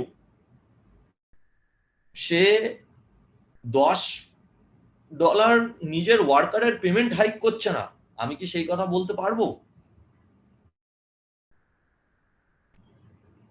সে কথা যদি আমি না বলতে পারি, আমার যদি আমি যে শ্রমটা দিচ্ছি আর মার্কেটে যা ইনফ্লেশন আছে, আমার যা ইনক্রিমেন্ট হচ্ছে, মাসের যা বেতন আমার বাড়ছে, তাতে তো বেসিক্যালি আমার মাইনেটা কমছে। যদি ইনফ্লেশনের রেটে আমার ইনক্রিমেন্টটা যদি দেখেন, তাহলে তো বেসিক্যালি দেখা যাবে যে বেশিরভাগ কোম্পানি মাইনে ছাঁটাই করছে। তো আমি জেন্ডার ইকুয়ালিটি নিয়ে কি করব? এইটা ভাববেন না আমি একটা বিপক্ষে দাঁড়িয়ে কথা বলছি। আমি বলছি যে মানে আমরা যত বেশি জেন্ডার আইডেন্টিটি এইগুলো নিয়ে, এগুলো প্রয়োজন আছে, অ্যাবসলিউটলি প্রয়োজন আছে, খুব দরকার এগুলো নিয়ে কথা বলা। কারণ মানে সাউথ এশিয়াতে তো মানে এশিয়ার একটা বিরাট বড় প্রবলেম হচ্ছে এই মহিলাদের উপরে যে প্রেশার। এটা শুধু বাংলা বা ভারতবর্ষ বা বাংলাদেশের ব্যাপার না। The pressure on women, the way they represent themselves in social media, in everyday photograph, the way they dress, the way they behave, the way they talk. Why do they represent themselves the way they do? There is a certain reason. জাপানে মেয়েদের উপরে যে এত economical পিনাকেলে ওরা পৌঁছে গেছিল একটা সময়, কিন্তু জাপানে মহিলাদের উপরে যে ট্রিমেন্ডাস প্রেশার, এটা আমরা চায়নাতে দেখেছি, আমরা জাপানে দেখেছি, আমরা সব জায়গায় আমরা দেখি যে মহিলাদের উপরে একটা বিরাট প্রেশার আছে। But at the same time আমাদের কিন্তু এই কনভারসেশন গুলোর সাথেও কিন্তু আমাদের এইটা মনে রাখতে হবে যে এই জেন্ডার এবং এই আইডেন্টিটির প্রশ্নে বা রেসের প্রশ্নে আজকের দিনে দাঁড়িয়ে কেউ কিন্তু তার বিরুদ্ধে কথা বলছে, কিন্তু যাদের হাতে ক্যাপিটাল, যাদের হাতে টাকা পয়সা, তারা কিন্তু এটাকে কোঅপ্ট করে নিয়েছে। সেখানে আপনি ক্লাসের ব্যাপারে কথা বলতে পারবেন না, সেটা একটা সমস্যা। শেষ একটা প্রশ্ন চাই।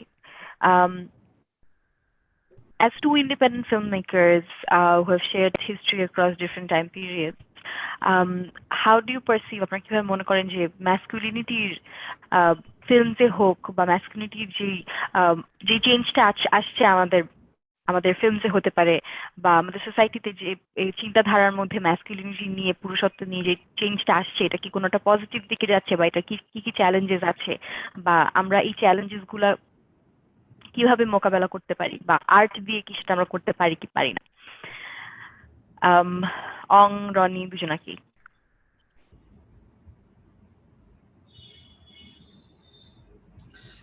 আমি তো মানে কয়েকটা চ্যালেঞ্জেস এর কথা তো আমি বললাম, যে এর এর মানে একদম আপনি যদি আমাদের এই বাংলার যে মানে আদিম সংস্কৃতি সভ্যতা, এতে আপনি যদি যান, ট্রাইবাল সোসাইটি গুলো যদি দেখেন, তাহলে দেখবেন যে মোস্টলি মানে কি বলে মানে এই যে আমি কালীর যে পুজো, মানে এই বাংলায় আমি বলছি, কালীর পুজো আমরা যেভাবে দেখি, এখনো যেভাবে দেখি, সেখানে কিন্তু মহিলা মানে একজন সাবঅল্টার্ন ফেমিনিন, একজন ফেমিনিস্ট গডেস, তার যে উপাসনা, হ্যাঁ, সেটা তো একদিক থেকে ছিলই, এবং সেটা এখনো বাংলায় ব্যাপকভাবে হয়। ছোট শহরগুলোতে আপনি যদি দেখেন এখানে এই বাংলায়, তাহলে কালী পুজোই কিন্তু মোটামুটি বাংলায় সব থেকে বড় পুজো। তারপরে যেটাকে কোঅপ্ট করা হলো লার্জার যে কি বলে মানে আস্তে আস্তে আস্তে আস্তে তো যত ট্রাইবাল ভগবান ছিলেন আমাদের এখানে, সবাই আস্তে আস্তে হিন্দু ধর্মের মধ্যে সেগুলোকে দীর্ঘ বহু শতাব্দী ধরে সেগুলোকে একটা হিন্দু ধর্মের মধ্যে সেগুলো চলে গেল। এবং এখন যদি আপনি দেখেন ভারতবর্ষের গোটা চেহারাটা, তো সেখানে একটা ব্যাপকভাবে একটা মানে পলিটিক্যাল ক্লাস বলুন বা কালচারাল যে মুভমেন্ট গুলো আমাদের দেশে হচ্ছে, সেটা খুবই রামকে ভিত্তি করে এবং রামকে ভিত্তি করে যে একটা নতুন রিজুভিনেশন হচ্ছে ভারতবর্ষে,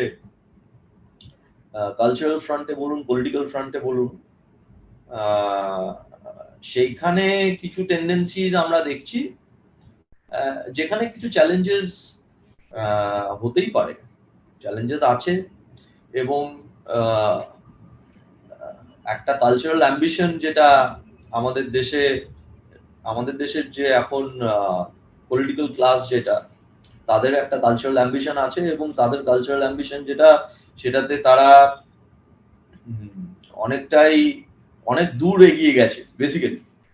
তো এখানে আমাদের পক্ষে কিছু করা তো সম্ভব না, কিন্তু বিষয়টা হচ্ছে যে সাউথ এশিয়ার যে ইতিহাস, যা কালচার, খুব জটিল, ইটস ভেরি কমপ্লেক্স, এবং সাবটেরেনিয়ান লেভেলে বহু জিনিস হয় যেগুলো আমরা বুঝতে পারি না। এবং যেটা বললাম আর কি, যে এই এই বাংলা, উড়িষ্যা, আসাম, এখানে যে ধরনের কালচারাল প্র্যাকটিসেস গুলো আছে, সেগুলো এখনো অনেক বেশি মানে এতটা পেট্রিয়ার্কাল হয়ে যায়নি নর্দার্ন ইন্ডিয়ার মতো, বুঝতে পারছেন? এবং তার একটা বড় কারণ ডেফিনেটলি, মানে যেহেতু এখানে একটা কৃষ্ণের পুজো ইত্যাদি, চৈতন্য যখন এখানে ছিলেন, তার একটা এফেক্ট এখানে বাংলা, আসাম, উড়িষ্যা, বিহার এই চত্বরটা আছে, এবং that is one of the big reasons. এই ধরেন সুন্দরবনে আমরা যখন যাই, তখন সুন্দরবনে আমি কিছুদিন আগে কাজ করতে গিয়ে ওখানে টাইগার ভিডিওসদের উপরে কাজ করতে গেছিলাম। সেখানে একটা জিনিস দেখলাম যে ওখানে কিন্তু বিধবারা, এমনিতে হিন্দু ধর্মে বিধবারা সাদা শাড়ি পরেন, কিন্তু সুন্দরবনে যাদের বাড়িতে হাজবেন্ড মারা গেছে, বাঘে খেয়ে নিয়েছে ইত্যাদি, ওরা কিন্তু কেউ সাদা শাড়ি পরে না, রঙিন শাড়ি পরেন ওনারা। এটা কিন্তু ভারতবর্ষের অনেক জায়গায় আপনি এটা দেখতে পারবেন না। তো এখানে তাও মহিলাদের প্রচুর, মানে বাংলায় মহিলাদের হাতে ওদের মানে মহিলাদের পলিটিক্যাল রিপ্রেজেন্টেশন না দেওয়া হলেও সোসাইটিতে কিন্তু মহিলাদের যথেষ্ট ক্ষমতা আছে। হ্যাঁ, এখানে আমরা যখন দেখলাম যে এখানে যখন বাংলায় বামপন্থী শাসন যখন চললো প্রায় 3 দশকের ওপরে, 34 বছর ধরে যখন চললো, সেখানে কিন্তু আমরা সেরকম ভাবে কোনোদিনই মহিলাদের সামনে আমরা দেখিনি, এবং থাকলেও তাদেরকে কোনোভাবে সামনে আসতে দেওয়া হয়নি মহিলাদের। তো এখানে যারা লিডারশিপ, লেফটের যে লিডারশিপ ছিল বাংলায়, সেখানে আপনি কোনো মানে সেরকম ভাবে মহিলাদের আপনি আজকেও দেখবেন না, আগেও সেরকম ভাবে ছিল না। কিছু কিছু লোক ডেফিনেটলি ছিলেন, তাদের গণতান্ত্রিক মহিলা সমিতি একটা আলাদা সংগঠন আছে, যার একটা বিশাল বড় একটা নেটওয়ার্ক আছে, যেখানে প্রচুর মহিলা মেম্বার তাদের। কিন্তু আমি লার্জার লিডারশিপের কথা বলছি, যে ক্যাবিনেট মিনিস্টার বা বড় স্টেট কমিটিতে কেউ আছেন ইত্যাদি, বা একজন মহিলা স্পিকার, তার জন্য লাখ লাখ লোক জড়ো হয়ে তার বক্তব্য শুনতে যাচ্ছেন, এরকম কিন্তু আমরা বাংলায় দেখিনি। পরবর্তী সময় একটা পাওয়ার শিফট হয়েছে এবং একজন মহিলা মুখ্যমন্ত্রী আছেন, এবং সেটার যে বিশাল, মানে ওটার সাথে এটাকে আমি তুলনা করছি না, কিন্তু বাংলায় যে মানে বাংলার এলিট ভদ্রলোক ক্লাস যেটা, সেটা কোনোদিনই এবার বাংলায় তারা মহিলাদের হাতে খুব একটা ক্ষমতা কোনোদিনই সেই অর্থে দেননি। আমাদের সামনে চ্যালেঞ্জ যেভাবে আছে, বা আর্ট কিভাবে এটাকে চ্যালেঞ্জ করতে পারে, আমার মনে হয় না আর্ট এটাকে কোনোভাবে চ্যালেঞ্জ করতে পারে। আর্ট যেটা করতে পারে সেটা হচ্ছে যে একজন আর্টিস্ট বক্তব্য, তার পার্সপেক্টিভ, তার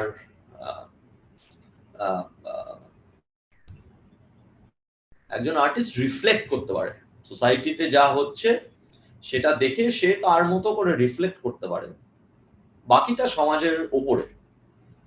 The society takes responsibility and decides for itself. The artist is just a catalyst. The artist can reflect. The artist can take you into a journey, can show you things which you may have seen, but you may not have noticed. You may not have thought about it. The artist can help you to think about it. The artist can help you to sort of recognize it. That's all. And if the artist achieves to do that bit, I think it's more than enough. কারণ এর বেশি art খুব একটা বেশি কিছু করতে পারে না, আনটিল এন্ড আনলেস আপনি যদি এখন রবীন্দ্রনাথের মতো হন, তাহলে আপনি অনেক কিছু করতে পারবেন, কিন্তু সেটা তো সম্ভব না। তো সেই জায়গায় দাঁড়িয়ে আজকে আর এখন যেহেতু একটা ব্যাপক বড় একটা দ্য ওয়ার্ল্ড ইজ হিউজ, একটা মোবাইল ফোনে আজকে মানুষের কাছে, যেটা বলছিলাম যে প্রচুর অপশন, আপনি যেটা করছেন সেটা মানুষের কাছে বিনা পয়সায় সেটা মানুষকে দেখানোই একটা অনেক বড় টাস্ক, আর সে পয়সা দিয়ে সেটা দেখবে, এটা অদ্ভুত চ্যালেঞ্জ। তো আগামী দিন এই যে একটা কি বলে, এই যে একটা মানে the good, bad and ugly have all kind of mixed together. So we need time for all the sedimentation to happen, and then we will know that what the next decade is going to do to us. But at this point, every 2 months, every 6 months, something disruptive is happening, which is changing our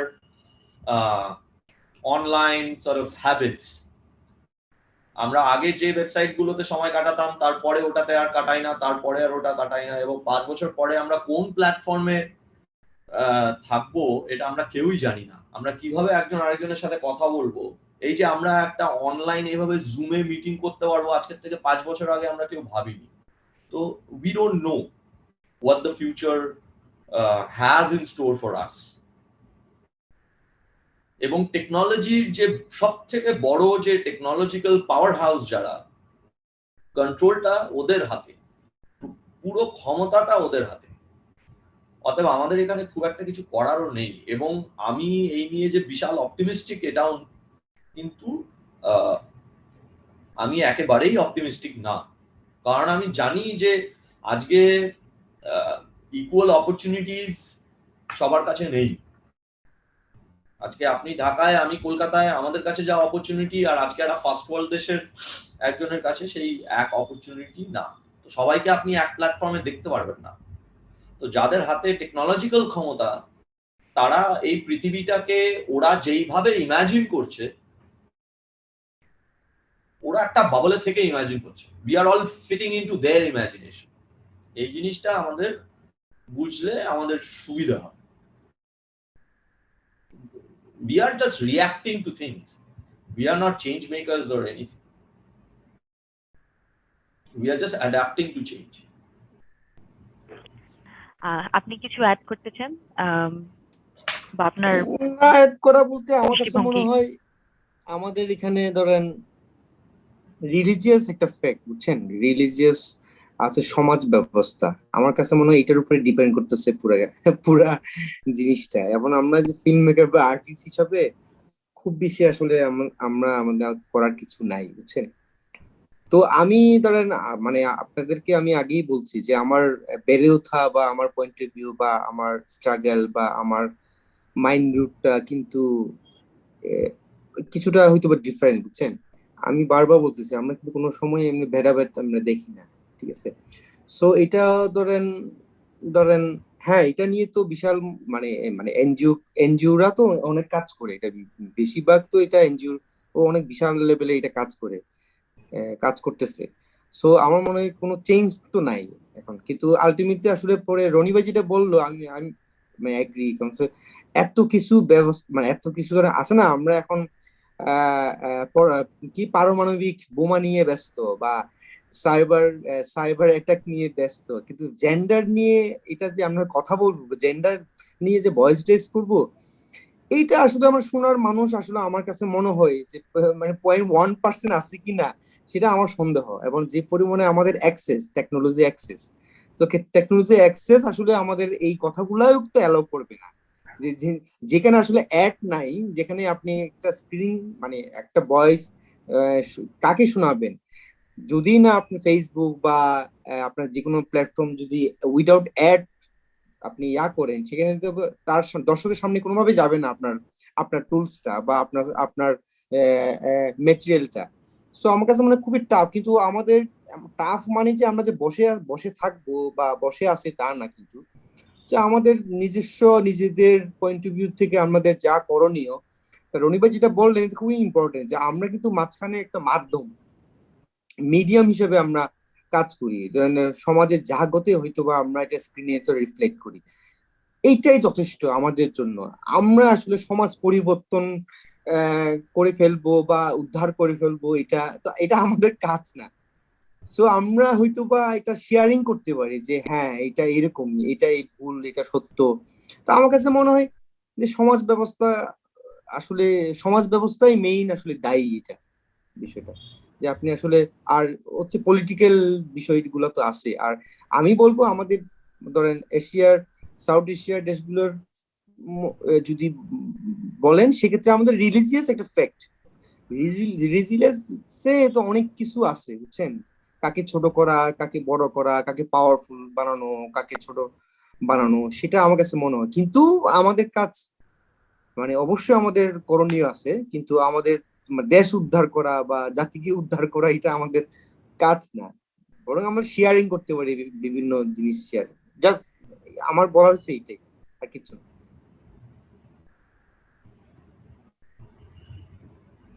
thank you অঙ্গা। আমাদের সিনস আমাদের ফরম্যাটটা একটু বদলে গেছে, but we still have a few people with us. So একদম শেষ পর্যায়ে চলে গিয়েছি ডিসকাশনের। So I would like to ask if যারা আমাদের সাথে আছেন, if you have any questions for the filmmakers here.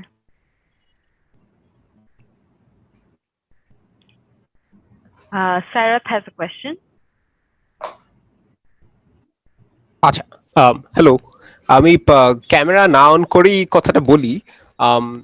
So I would like to lead from Ronny da যে কথাটা বলতেছিল, এবং to some extent I probably share the sort of cynicism or the pessimism, because ultimately ওই কথাটা তো সত্য যে মানে দিন শেষে যে মিডিয়াম, যে মাধ্যমে আমরা ইন্টারঅ্যাক্ট করতেছি সেটা আসলে সিলিকন ভ্যালির হাতে, এবং সিলিকন ভ্যালি সেগুলা প্রণয়ন করতেছে। এবং তারপর অবভিয়াসলি আমরা মানে ভারতের এক্সাম্পলই দেখি বা আমেরিকার নেব্রাস্কার এক্সাম্পলই দেখি, এই সফটওয়্যার কোম্পানিজ গুলা আলটিমেটলি ওই দ্য পাওয়ার্স দ্যাট বি ওদের পারপাসই সার্ভ করে নানা উপায়। মানে ভারতে মানে কমিউনাল রাইটস অর্গানাইজিং এর জন্য ফেসবুক বা হোয়াটসঅ্যাপের যে ভূমিকা সেটা দেখলে আমরা বুঝতে পারি, তাই না? সো ওইখানে আবার আমরা মানে এবং সেই কি বলবো পেসিমিজমটা যদি আমি একটু পিছনে যাই, মানে ফর ইনস্টেন্স ধরেন নেটফ্লিক্স এর কথা যদি বলি, বা আরো এখন পপুলার যে ফরম্যাট গুলো আছে যেগুলা সর্ট অফ একটা এমন একটা ফ্যাসাড অ্যাসিউম করতেছে যে ওর কাছে হচ্ছে সবকিছুর একটা আনসার আছে। সো ফর ইনস্টেন্স নেটফ্লিক্সে আপনি if you are an anarchist আপনার জন্য একটা কন্টেন্ট থাকবে, আপনি যদি একটা কাল্ট ডিসাইপল হন আপনার জন্য কন্টেন্ট থাকবে, আপনি যদি ডানপন্থী একজন হোয়াইট সুপ্রিমেসিস্ট হন আপনার জন্য কেটার করে এরকম একটা মানে প্রোডাক্ট ওদের কাছে আছে। সো একটা সার্বিক একটা সবকিছু অল এনক্যাপসুলেটিং সার্বিক মানে চৈতিক বিকাশের একটা মানে ওই এটা একটা মেসায়ানিক রূপ সে ধারণ করতে চায় আর কি। এবং সে একইভাবে আমি যদি দেখি যে মানে গত 5 বছরে যেই সিনেমাগুলো ধরেন পপুলার ডিসকোর্সে খুব পপুলার হলো, ফর ইনস্টেন্স ধরেন এটিএনটি এবং ওয়ার্নার ব্রাদার্স এর মতো কোম্পানির একটা সিনেমা যেখানে হচ্ছে ধরেন একটা শট দেখা যাচ্ছে যে সেখানে মিছিলে স্লোগান দিচ্ছে যে ইট দ্য রিচ ফর ইনস্টেন্স, এবং সেটা দেখে আমরা খুবই রাইলড আপ হচ্ছে, ওয়াও ফাইনালি হলিউডে আমরা মানে আমাদের বামপন্থী ভাই ব্রাদারকে দেখতে পাচ্ছি। বাট এটা সেটা আসলে কত দূর যাচ্ছে বা সেটা কতটুকু সাবস্ট্যান্সিয়াল ইজ দ্য কোয়েশ্চেন। বা ধরা যাক অস্কারে এতগুলো বছর পরে সচিন লিটল ফেদারকে ওরা ফিরে আনতেছে, এবং সেটা কি আসলে খুবই অ্যালট্রুইস্টিক কিছু, মানে ওদের কি আসলেই হঠাৎ করে এতগুলো বছর পরে বোধ উদয় হয়েছে যেটা আমাদের হয়তো মানে অ্যালং রেস লাইন্স বা অ্যালং কলোনিয়াল লাইন্স আমাদের এখন ঠিক করা উচিত, or is it like pandering to where the conversation is, মানে এখন অডিয়েন্স যেটা খেতে চায়, অডিয়েন্সের সেট অফ এথিক্স যেখানে পড়তেছে সেইখানে সেইখানে কেটার করার জন্য কিনা। সো ওই জায়গা থেকেই, বা এমনকি আমাদের বাংলাদেশের এক্সাম্পলও যদি দেখি, মানে আমি মানে এইসব প্রজেক্টের আশেপাশে থাকার স্বার্থে গল্পগুলো শুনছি, বাট বাংলাদেশে আমাদের এখন নেটফ্লিক্সের মতো যে ওটিটি প্ল্যাটফর্ম গুলা স্প্রিং আপ করতেছে, সো সেইগুলোর ক্ষেত্রেও দেখছি যে মানে তারা মানে সেই প্রমোশনাল ম্যাটেরিয়ালটা এমন যে হ্যাঁ এই ফিল্মটা সব উথাল পাথাল, খুবই revolutionary, it will rattle the cages, it will speak truth to power, but then দেখা গেছে যে বিকজ ওখানে ধরেন নানা ব্যাংকের পুঁজি, নানা ব্যাংকের লগ্নি সেখানে ইনভলভ, এরকম ভয়ানক রকমের কার্টেলিং হয়েছে, এবং পোস্ট স্টেজে এবং ধরেন সিনেমা প্রিমিয়ারের 2 দিন আগে যে entire conversation had to be left out যাতে কোনো আইনি স্টেপ না নেওয়া যায়। But at the same time আমি যদি উল্টাটা দেখতে চাই, তখন আমার কাছে আবার মাথায় ওই জিনিসটা আসে যে মানে এই মানে সংস্কৃতি কারখানা তো ধরেন মানে কয়েক শতাব্দী ধরে আছে, মানে ফ্র্যাঙ্কফুর্ট স্কুল তো এটা নিয়ে আরো 100 বছর আগে কথা বলে গেছে। So but at the same time এই জায়গাগুলো তো আবার মানে আমাদের জন্য আপত্তি হলেও এইটা at the end of the day is leisure for say the working class, বা মজলুমের জন্য এটার দিকেই সে মুখ ফিরায়, সে যখন মানে কোনো প্রকার এন্টারটেইনমেন্ট হোক বা কোনো প্রকার জ্ঞান আহরণ হোক সে এই দিকেই তাকায়, সে ধরেন চোরকি বা নেটফ্লিক্স খুলে কিছু একটা হয়তো দেখে বা টিভি খুলে। সো সেই জায়গায় আমার আপনাদের কি মনে হয় যে তাহলে ওই লজিকেই এটা একটা কি বলবো একটা আর্গুমেন্ট হইতে পারে in favour of like occupying this spaces? বা ধরা যাক মানে হলিউডে যদি স্পাইকলি না থাকতো, সে যতটাই মানে কি বলবো সাপ্রেস একটা ভয়েস হোক না কেন, তাকে যতটাই সিস্টেম্যাটিকলি আদারওয়াইজ চুপ করে রাখা হয় না কেন, স্পাইকলি না থাকলে হয়তো হলিউডেও যে মানে ক্যাপিটালিজমের বিরোধিতা করা বা সেটলার কলোনিয়ালিজমের বিরোধিতা করার মতো মানুষ আছে, সেটা হয়তো আমরা অনেকেই নাও জানতে পারতাম, যারা ধরেন সেধে সেই বিষয়টা বের করতে চাচ্ছি সেটা তাছাড়া আর কি মানুষ হয়তো না জানতে পারতো। তো ওই জায়গায় আপনারা মানে এই জিনিসকে কেমন করে দেখেন আর কি, যে মানে speaking back to the empire, বা ধরা যাক অন দা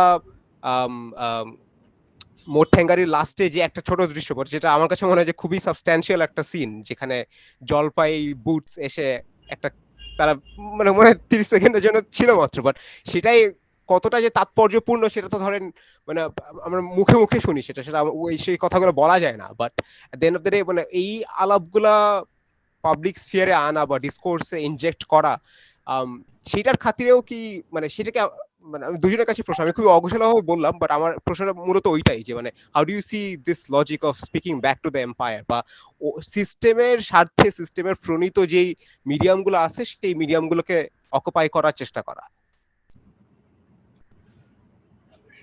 দেখেন, একটা বিষয় খুব মানে আর্টিস্ট যারা সাউথ এশিয়াতে যারা প্র্যাকটিস করে, মোস্টলি বাংলাদেশ, পাকিস্তান, শ্রীলঙ্কা, নেপাল, হ্যাঁ, ভারত, আমরা হচ্ছি ভিখিরি, বুঝতে পেরেছ? যারা ইংরেজিতে কথা বলি এবং আর্টিস্ট স্টেটমেন্ট ইংরেজিতে লিখি এবং এলিটদের জন্য আমরা যারা আর্ট বানাই, আমরা সবাই ভিখিরি। ইউরোপ এবং আমেরিকান ইনস্টিটিউশন না থাকলে আমাদের কোনো এক্সিস্টেন্স নেই। আপনি ঢাকার বা কলকাতার উদাহরণ যদি নেন, দিল্লি, বম্বে, কলম্বো যদি আপনি এক্সাম্পল নেন, we are absolutely nothing without the patronage of America and Europe.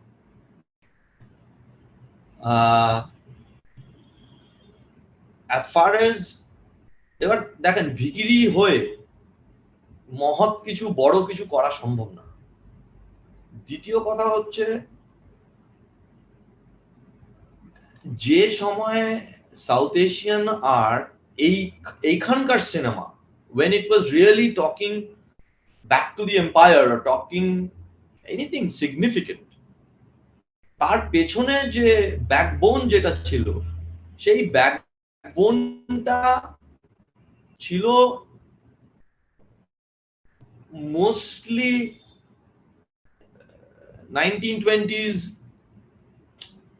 USSR, সেখানে যা ঘটনা ঘটছে সারা পৃথিবী জুড়ে একটা নতুন আমেরিকান ক্যাপিটালকে তার তার অপোজিট স্পেকট্রামে একটা বড় একটা ডিসকোর্স চলছে পলিটিক্যাল, এবং আপনি যত বড় বড় আর্টিস্ট দেখবেন আমাদের এখানকার, এই বাংলার, আমিও যদি দেখি মানে মৃণাল সেন হোক, ঋত্বিক ঘটক হোক, যেই হোক, এরা সবাই কিন্তু এই কয়েকটা জিনিসকে সামনে রেখে, বা সেটা ভিয়েতনামের যুদ্ধ হোক, এই কয়েকটা জিনিসকে সামনে রেখে সারা পৃথিবীতে যে ঘটনাগুলো ঘটছিল তারাও রেসপন্ড করছিলেন। আমাদের দেশের রাজনৈতিক যে ঘটনাগুলো ঘটছে, দে ওয়্যার অলসো লিঙ্কড। আজকের দিনে সেরকম কিছু নেই। আজকের দিনে আমরা একটা কমপ্লিট একটা ভ্যাকুয়ামের মধ্যে কাজ করছি। আপনি কতদিন একটা ভ্যাকুয়ামের মধ্যে কাজ করবেন? মানে কোনো যদি পলিটিক্যাল কোনো নতুন কোনো ঘটনা যদি না ঘটে, তাহলে আপনি তো কিছু করতে পারবেন না এন্ড অফ দ্য ডে। আমাদের সব থেকে বড় ক্রাইসিস সেইটা। এবং এই কারণে, আর এই যে লেফট রাইট সেন্টার, এইটা তো স্ট্যাগনেন্ট না, এটা তো মুভ করছে এরকম ভাবে। এবার যেটা আমার দেশের যেটা আরো 10 বছর আগে যেটা সেন্টার ছিল, সেই কথা বললে আপনার মনে হবে যে অতি বাম কথা বলছি। আজকের দিনে 20 বছর আগে সেন্ট্রিস্টরা যেটা বলতো, সেইটা আজকে একটা আল্ট্রা লেফট বক্তব্য হয়ে গেছে, কারণ রাইটটা চলে গেছে অনেক দূরে। এরকম একটা জায়গায় দাঁড়িয়ে, এবং এটা হয়েছে আমেরিকাতেও, সেটা হয়েছে আমেরিকায় কোনোদিন, মানে ডোনাল্ড ট্রাম্পের মতো লোক তো এর আগে কোনোদিন আসেনি। ওরা তো কোনোদিন ভাবেনি যে এরকম একটা লোক ক্ষমতা দখল করবে। বারাক ওবামার 10টা বছরের পরে এরকম একটা লোক ক্ষমতায় আসবে, এইটা তো ওরা কোনোদিন কল্পনা করেনি। কিন্তু এই ঘটনা তো ঘটেছে। অতএব ট্র্যাডিশনাল যে মানে ধরেন সেন্টার রাইট বা সেন্টার, যারা যে খবরের কাগজগুলো কথা বলছিল, তাদের বক্তব্য হয়ে গেল তখন লেফট, এক্সট্রিম লেফট।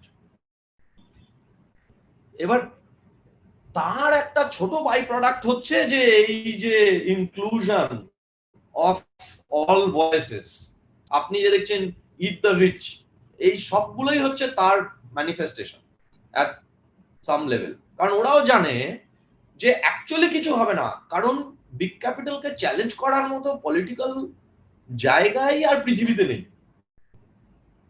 আমি এটাকে এইভাবে দেখি যে কোনো ধরনের কোনো, মানে একটা সময় যে ধরনের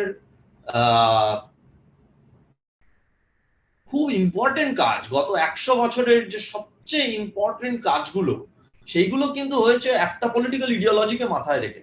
আজকে কিন্তু সেরকম কোনো জিনিস আমাদের সামনে নেই। ক্রাইসিসটা সেই জায়গায়। আর আমাদের তো একটা খুব ছোট বাবু, মেন স্ট্রিম কোনো একটা জায়গায়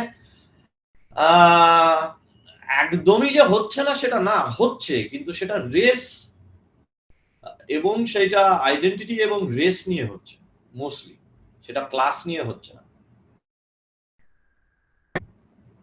তো সায়রাত, আপনার যদি আর কিছু বলার থাকে আপনি বলতে পারেন, আমি নিজের মতো করে বলে গেলাম আর কি। না দাদা, আই এগ্রি, এবং আমার মনে হয় আপনার কথা থেকে আরেকটা ওই যে মানে ওটার ফার্দার একটা উত্তর বেরোয় আসে, যে মানে আপনি যে বলছিলেন যে এখন মানে সেরকম তাৎপর্যপূর্ণ বা এরকম সাড়া দেওয়ার মতো কোনো ঘটনা ঘটছে না যেটার প্রেক্ষিতে আমাদের অ্যাটলিস্ট লেফট মাইন্ডের আর্টিস্টরা কাজ করবে। সেটা হয়তোবা ওদের বড় সংকটটাকে দেখায়, সেই সংকটটা বিইং মানে এখানে আসলে পুরোটাই অনেকটাই রিয়াকশনারি। সেখানে সে নিজস্ব ক্রিয়া বা নিজস্ব রাজনীতি কি হবে, নিজস্ব সেট অফ তার পজিশনালিটিস কি, সে কিভাবে রিয়াক্ট করবে বা সে কিভাবে আগাবে, তার ওয়ার্ল্ড ভিউ কি, সেইটা একটা সংকট হয়তো আমার কাছে সেটা সেভাবে উদয় হচ্ছে যে মানে, কারণ আলটিমেটলি, এবং সেটাও তো খুবই কমফোর্টেবল একটা অ্যাক্টিভিজম, আপনি প্রত্যেকদিন রাতে ঘুমাতে যাবেন একটা স্ট্যাটাস দিয়ে, এবং by the time you wake up there will be something new to react to, তাই না? একদম সো একদম একদম মানে গোটা প্যারাডাইমটাই তো একদম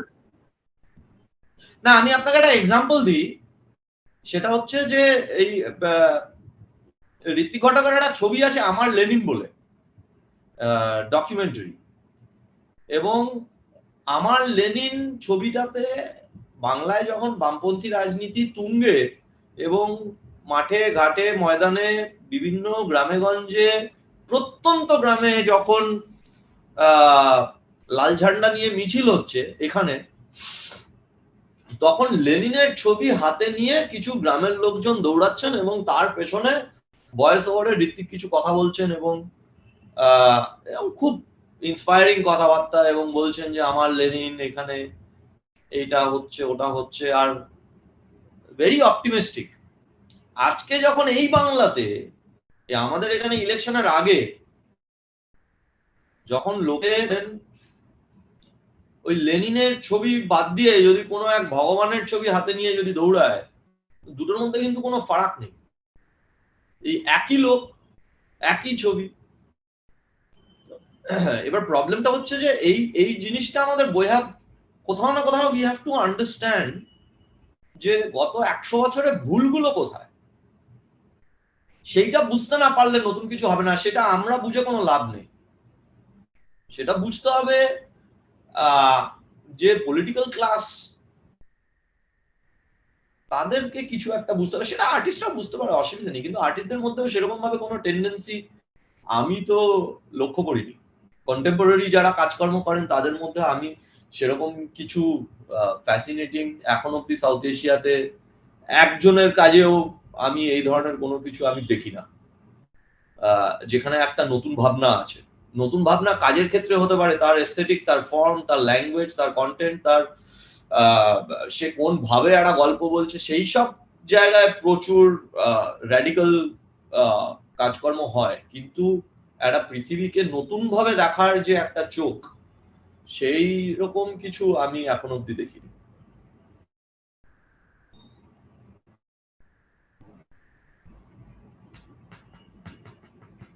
Thank you, Ronny. Thank you, Sarat.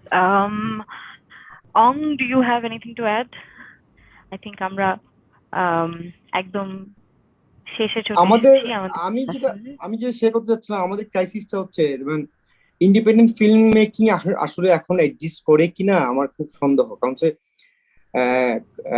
Market and corporate যখন ইন্ডিপেন্ডেন্ট ফিল্মের হাল ধরবে, তখন আসলে ইন্ডিপেন্ডেন্ট ফিল্ম আসলে এক্সিস্ট করে না এবং করবেও না। কিন্তু আমি আসলে আলটিমেটলি যেটা হবে, আমি বিশ্বাস করি নিজেকে, সেটা হচ্ছে ব্যাক টু প্যাভিলিয়ন। ধরেন আছে না, মানে নিজের শিকড় খোঁজার নামে আমি আসলে এখন অ্যাটেম্প নিচ্ছি, মানে corporate and city life and technology.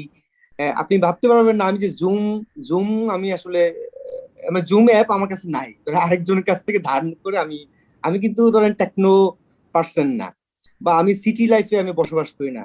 So আমার কাছে মনে হয়, আমি এটা জাস্ট পার্সোনালি ভাবে আমার পয়েন্ট অফ ভিউ, সেটা হচ্ছে আমি এখন রোড খোঁজার নিয়ে ব্যস্ত, আমার নিজের শিকড় সন্ধানে নিয়ে ব্যস্ত।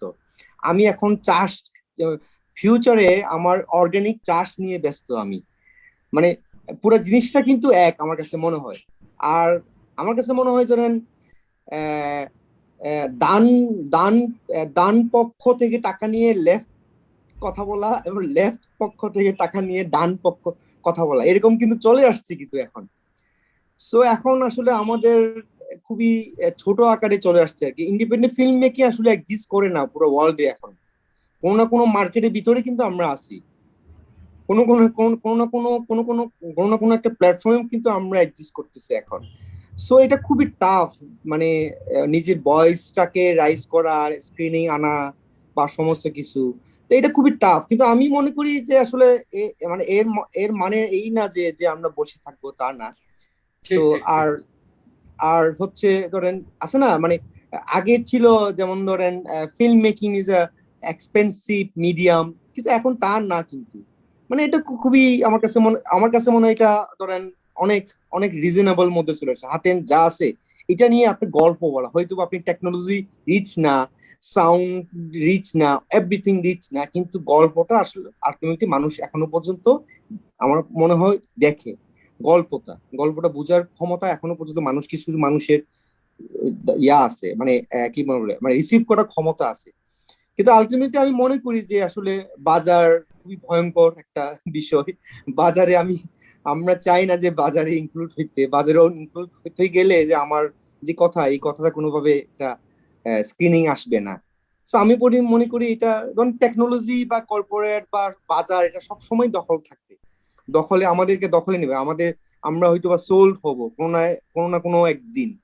যেদিনে সোল্ড হবে, যেদিনে বিক্রি হবে, সেদিনে আসলে আর কাজ করা সম্ভব হবে না আর কি। আমার কাছে মনে হয় যে সো যতটুকু পারি আর কি একটু সেফ রাখি নিজেকে, মানে এখনো পর্যন্ত সেল না করি। তো যাই হোক, ফিউচার আমার সম্ভাবনা দেখি, মানে আমাদের সম্ভাবনা দেখি ফিউচার, আমি এটা পসিবিলিটি আছে। Thank you so much, Ronny, for joining us for this discussion. আমরা একদম শেষ পর্যায়ে চলে এসেছি। যাবার আগে আপনাদের কিছু যদি অ্যাড করার থাকে আপনারা করতে পারেন। And thank you so much for agreeing to come to the discussion. And it was a wonderful discussion with both of you. আমার ওই যে দাদাকে দাওয়াত থাকলো বাংলাদেশে, আমি থাকি কক্সবাজারে, কক্সবাজার দাওয়াত থাকলো। যাবো। আমার শেষ বক্তব্য সেটা হচ্ছে যে ও খুব ভালো কথা বলেছে যে চাষবাস নিয়ে ব্যস্ত, কি করবে এগুলো অনেক ভালো, সিটি লাইফ নিয়ে ব্যস্ত না, খুবই ভালো। এটা শুনেও একটু মানে কি ভালো লাগলো আর কি, একটা পিসফুল। কিন্তু মানে আমার লাস্ট জাস্ট একটাই বক্তব্য, সেটা হচ্ছে যে আমি যেটা বলছিলাম সেটা মানে জীবনে উদাসীন হয়ে তো কোনো লাভ নেই, পেসিমিস্টিক থেকে কিছু হবে না। কিন্তু যেটা বর্তমান পরিস্থিতি, সেটা যতটা মানে নিজের অভিজ্ঞতায় যা দেখেছি সেইটা মোটামুটি চেষ্টা করলাম আর কি বলার।